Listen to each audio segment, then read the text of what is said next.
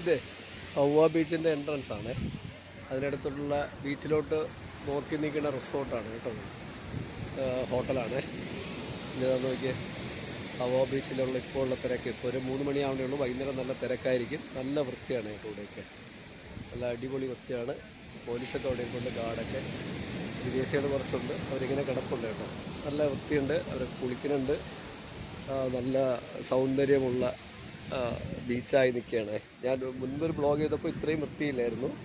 ഇപ്പോൾ അത്യാവശ്യം നല്ല വൃത്തിയുണ്ട് കേട്ടോ, അത്യാവശ്യം കുഴപ്പമില്ല. വിദേശികൾ എന്നാലും കുറവാണ്. സീസൺ ആവണേ ഉള്ളൂ, ആയി വരുമായിരിക്കും. ഞാനിവിടെ നിന്ന് നേരെ അതാ കാണില്ലേ, മലയുടെ മുകളിലേക്ക് പോവുകയാണ്, മൗണ്ടൻ്റെ മുകളിലോട്ട്. ഞാൻ അവിടേക്ക് ഇങ്ങനെ പോവുകയാണേ. കാഴ്ചയാണ് ഓഷ്യാനെറ്റ് അഡ്വൻറ്റേജസ് ഇപ്പോൾ താല്പര്യമുള്ളവർക്ക് അതിൽ പോവുക. ലൈഫ് ഗാർഡുകളുടെ ഇതിൻ്റെ റെൻറ്റിനെ കൊടുക്കണവരായിരിക്കും. ഇതിൻ്റെ രസകരമായ കാഴ്ച എന്ന് പറഞ്ഞാൽ കണ്ടോ, ഒരു പഴയകാലത്ത് ഒതുക്കിയിട്ട വള്ളം അങ്ങനെയും കിടപ്പുണ്ട്, ഉപയോഗിക്കുന്നില്ല എന്ന് തോന്നുന്നു. അത് ഒരു രസം തന്നെയാണ് കാണാൻ. ഉണ്ടോ,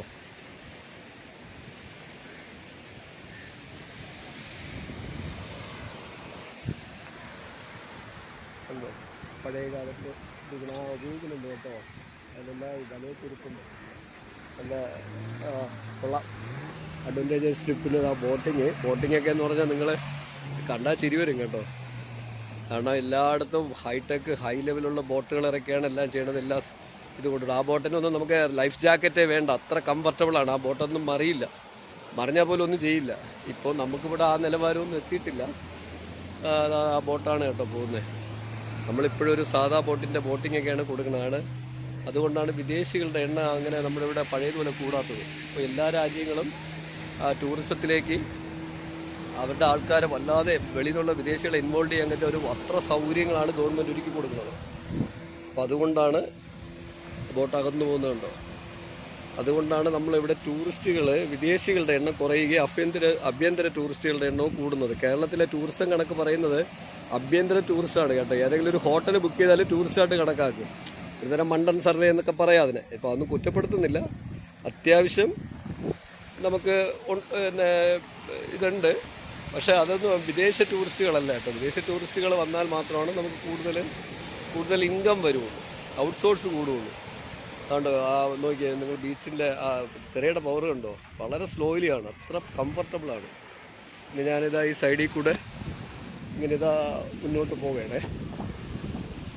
അതിൻ്റെ ലെഫ്റ്റ് സൈഡാണ് കേട്ടോ. നല്ല രസകരമാണ്, വൃത്തിയുണ്ട്. ഞാൻ പറഞ്ഞ മുമ്പത്തെ പോലെ അകത്ത് വലിയ ചവറുകളൊന്നുമില്ല. പക്ഷേ പട്ടിക കിടപ്പുണ്ട്, അതൊക്കെ എല്ലാ ബീച്ചിലും ഉണ്ടാവും. വേറെ വലിയ വിഷയമില്ല. അതിൻ്റെ കാഴ്ചകളാണ് നിങ്ങൾ കാണുന്നത്. അത് മനോഹരമാണ്, പ്രകൃതി സുന്ദരമാണ്. അതിനെ നമ്മളെങ്ങനെ ഉപയോഗിക്കുന്നു എന്നുള്ളതാണ് കാര്യം. പ്രകൃതി ഒരിക്കലും ദോഷം നമുക്ക് ചെയ്തിട്ടില്ല, നമ്മളാണ് പ്രകൃതിക്ക് ചെയ്തത്.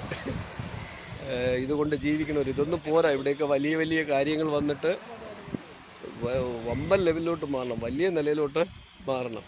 ഇവിടെ എത്ര പേർക്ക് തൊഴിൽ കിട്ടണേ. നമ്മൾ കൂടുതൽ ടൂറിസത്തിനെ വളർത്തുന്നതനുസരിച്ച് കൂടുതൽ ആൾക്കാർക്ക് തൊഴിൽ കിട്ടും. ആ തൊഴിൽ എടുക്കുന്നവരാണ് ഇതെല്ലാം. എത്ര പേരുടെ തൊഴിലായിട്ട് മാറി. ഡെയിലി വരുമാനം 3000 രൂപ മുതൽ 5000 രൂപ വരെയൊക്കെ മിനിമം ഡെയിലി വരുമാനം കിട്ടും. അപ്പം ഇതാ ആ സൈഡ് ഡേഞ്ചറസ് ഏരിയയാണ്, അതുകൊണ്ട് ഞാനങ്ങോട്ട് പോകുന്നില്ല. നിങ്ങളത് പ്രോത്സാഹിപ്പിക്കണമില്ല.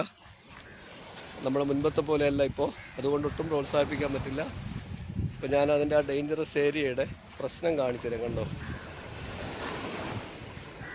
ഇതിലെല്ലാം കണ്ടോ. അപ്പോൾ ഇതിലൊക്കെ ചവിട്ടി കഴിഞ്ഞാൽ കാല് സ്ലിപ്പാവും. പിന്നെ ഇതിൻ്റെ ഇടയിൽ പോയി കഴിഞ്ഞാൽ നിങ്ങൾ രക്ഷപ്പെടാനുള്ള ചാൻസ് വളരെ കുറവാണ്. ഉണ്ടോ, ഇതുകൊണ്ടാണ് ആ ഏരിയ ഡേഞ്ചറസ് സോൺ എന്ന് പറഞ്ഞിട്ട് അവർ കാണിക്കുന്നത്. ഇവിടെ ബോട്ട് ട്രാവൽ ചെയ്യുന്ന പയനാണ് കേട്ടോ പോകുന്നത്. ഉണ്ടോ,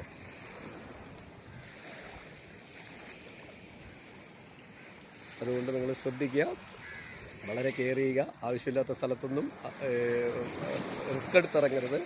ഫ്രീ ഉള്ളപ്പോൾ ഇറങ്ങണ്ടാവും. ആ പയ്യൻ കയറി പോകുന്നിടത്തൊന്നും കുഴപ്പമില്ല, അതുകൊണ്ടാണ് അവർ കയറി പോകുന്നത്. അതൊന്നും പ്രശ്നമില്ല. ഇങ്ങനെ താഴോട്ട് വരുമ്പോഴാണ് പ്രശ്നം. പിന്നെ പെട്ടെന്ന് തിരമാല കയറി വരികയും ചെയ്യും. അതുകൊണ്ടാണ് പറയുന്നത് കേട്ടല്ലോ. വളരെ ശ്രദ്ധിക്കുക. നിങ്ങൾക്ക് കൂടുതൽ കാഴ്ചകൾ കാണാൻ കൂടുതൽ പ്രകൃതിയെ അറിയാനും കരുതി നൊബക് ചാനലും അതിൽ എൻ്റെ നാടെന്നുള്ള പറഞ്ഞ പ്രോഗ്രാം നൊബക് പ്രപഞ്ചം ചാനൽ സബ്സ്ക്രൈബ് ചെയ്യുക, ലൈക്ക് അടിക്കുക. ഷെയർ ചെയ്യുക, വിജയിക്കുക. നിങ്ങളുടെ നൊബക് സോളോ.